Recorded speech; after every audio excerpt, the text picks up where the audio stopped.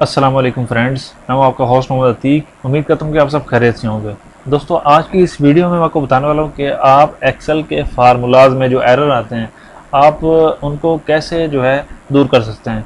तो दोस्तों, ये जानने के लिए कि आप किस तरह से एरर्स को सॉल्व कर सकते हैं, तो उसके लिए आपको ये वीडियो शुरू से लेकर लास्ट तक वॉच करनी होगी। तो दोस्तों, वीडियो को जाने बढ़ने से पहले मेरी आपसे एक रिक्वेस्ट है कि आप मेरे इस चैनल अतीक वीडियो वर्ड को सब्सक्राइब कर लीजिए और बेल आइकन को दबा दीजिए, ताकि तमाम आने वाली वीडियो को नोटिफिकेशन आपको मिलता रहे। चलिए चलते हैं वीडियो की जानिब।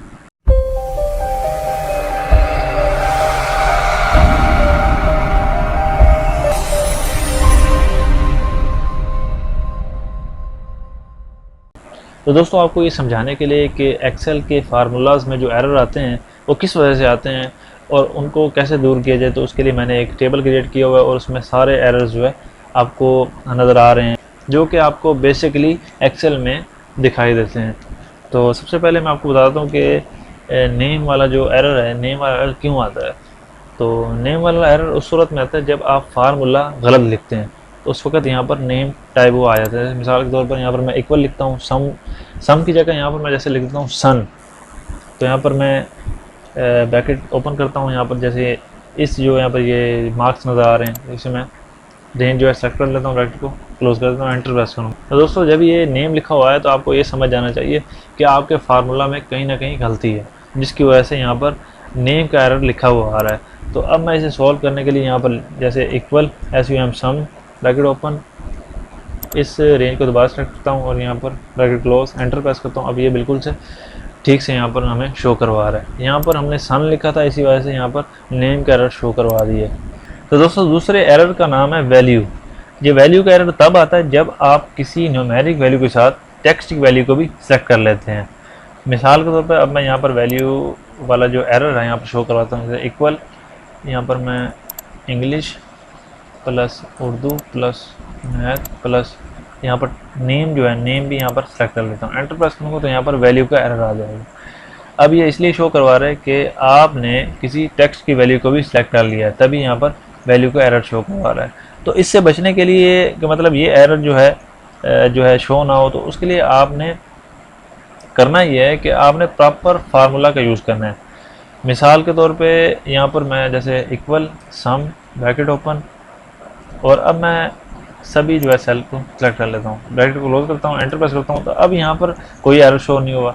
तो इसका मतलब ये है कि जब आप ये जो एरर वाला जो सेल है इसमें जाता हूँ, तो यहाँ पर जैसे मैंने मैनुअली जो है यहाँ पर प्लस का निशान लगाकर इसे प्लस करवाया है।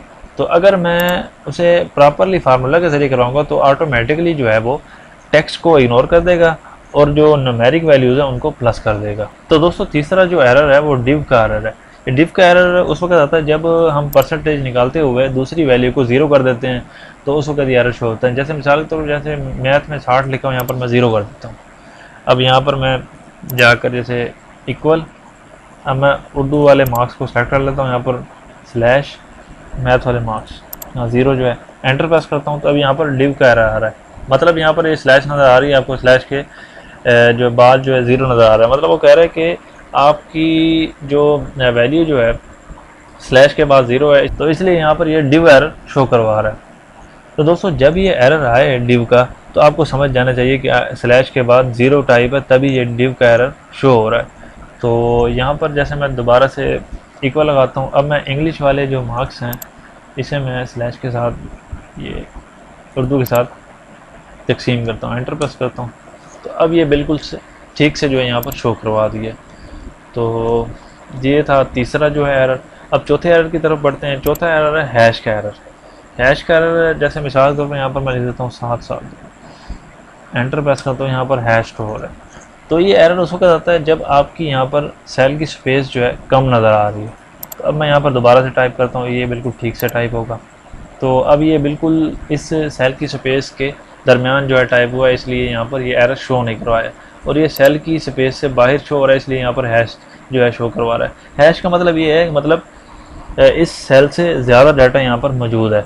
तो जैसे ही यहाँ पर मैं जैसे इस सेल को मैं थोड़ा बड़ा कर देता हूँ, यहाँ से इसकी जो विड्थ जो है बढ़ा देता हूँ, तो डबल क्लिक कर देता हूँ यहाँ पर, तो अब जो है यहाँ पर उसने हमें वैल्यू शो करवा दी है। मतलब हैश का जो एरर है उस वक्त होता है जब आपके सेल से बड़ी जो है वैल्यू यहाँ पर टाइप होती है, तो उस वक्त जो है आपको हैश का एरर शो करवाता है। तो दोस्तों जो पांचवा एरर है उसका नाम है रेफरेंस। तो मिसाल के तौर पर यहाँ पर मैं लिखता हूँ इक्वल इंग्लिश जमा उर्दू जमा मैथ, एंटर प्रेस करता हूँ तो यहाँ पर बिल्कुल ठीक से यहाँ पर ये नज़र आ रहा है। अब मिसाल के तौर पर यहाँ पर मैं मैथ को यहाँ से डिलीट करता हूँ, जैसे ही डिलीट करूँगा तो यहाँ पर रेफरेंस का एरर शो होगा। तो रेफरेंस का एरर जो है उसका शो होता है जब यहाँ से कोई एक वैल्यू, मतलब कोई एक रेंज जो है डिलीट हो जाए जो हमने उस फार्मूला में यूज़ की हो। तो इसे मैं अंडू कर देता हूँ। तो दोस्तों ये थी आज की वीडियो जिसमें मैंने आपको बताया कि एक्सेल में जो 5 जो एरर्स हैं वो क्यों आते हैं और आप किस तरह से उन्हें हल कर सकते हैं। तो उम्मीद करता हूँ कि आपको ये वीडियो बहुत पसंद आई होगी। अगर पसंद आई है तो आप इस वीडियो को लाइक कर दीजिए और अब कमेंट में बताइएगा कि आपको ये वीडियो कैसी लगी है। अपने दोस्तों के साथ भी शेयर कीजिएगा और मिलते हैं इंशाल्लाह नेक्स्ट वीडियो में किसी नेक्स्ट टॉपिक के साथ। Thanks for watching.